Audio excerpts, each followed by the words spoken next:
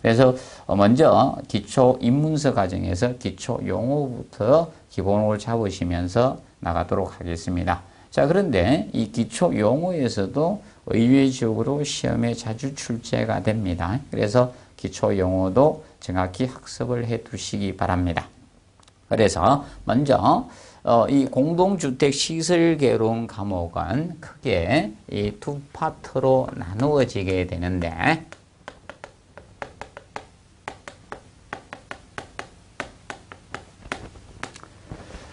이 공동주택에 대한 시설에 대한 객관적인 이론을 공부하는 학문입니다. 그런데 건축구조편하고, 자, 건축구조는 이 공동주택의 뼈대, 이 뼈대와 관련된 학문을 배우는 것이 건축구조가 됩니다. 그래서 이런 안전해야 되겠죠. 주택에 사시는데 자, 지진이 나서 건축물이 붕괴되거나 이렇게 해서는 안 되겠죠. 그러면 건축물에 적용되는 뭐 하중들이나 뭐 구조나 각 구조의 특징이나 또는 마감공사 이런 부분을 다루는 것이 건축구조편이 됩니다. 그리고 우리가 아파트에 사시면서 뭐 세면도 해야 되겠죠. 자, 그리고 생리적 현상도 우리가 처리해야 되겠죠. 이런 기능적인 측면이 바로 건축 설비입니다. 그래서 이런 건축 설비 파트, 이 두 파트로 나누어집니다. 그리고 시험은 정확히 50대 55로 나옵니다. 요거 50%.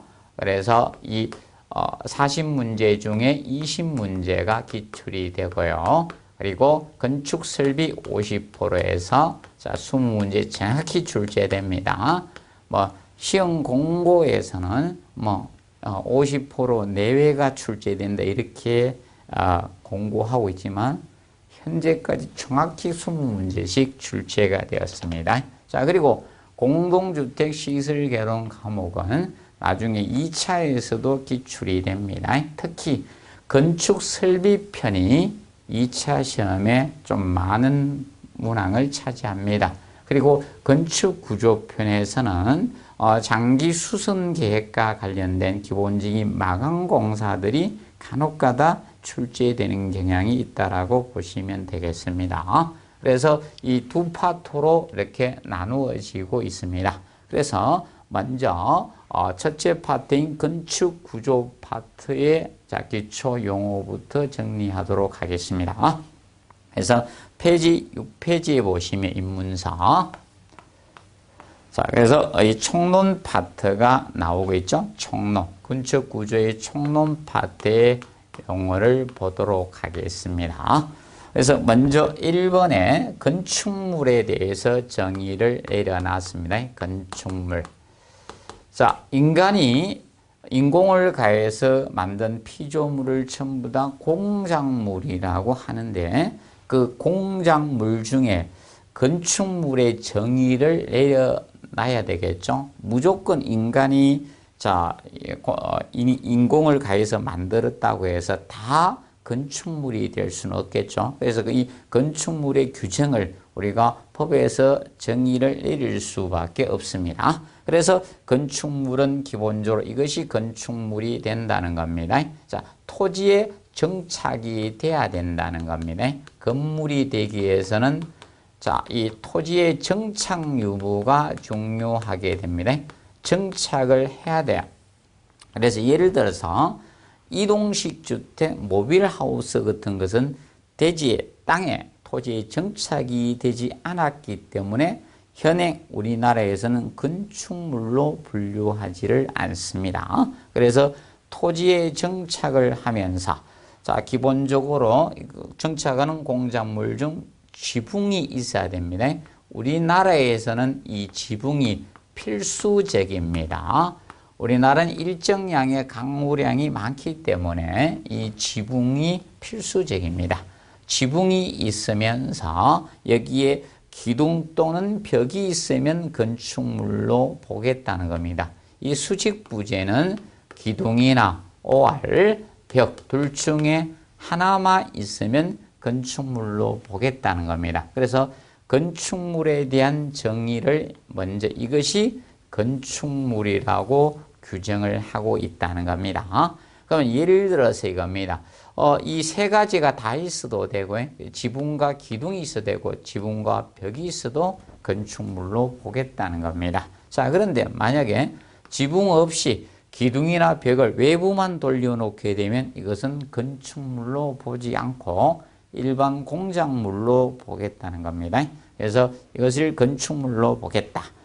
이에 딸린 시설물이 됩니다. 그러면 이것이 건축물인데 여기에 이에 딸린 시설물이 건축물이 된다는 겁니다.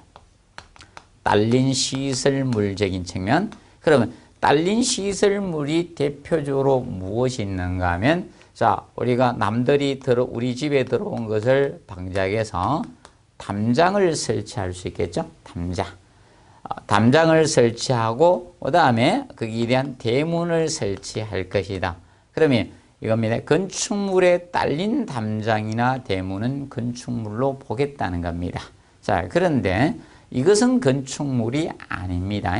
자, 나대지에, 자, 그냥 내가 집을 짓기 위해서 집터를 먼저 구했습니다.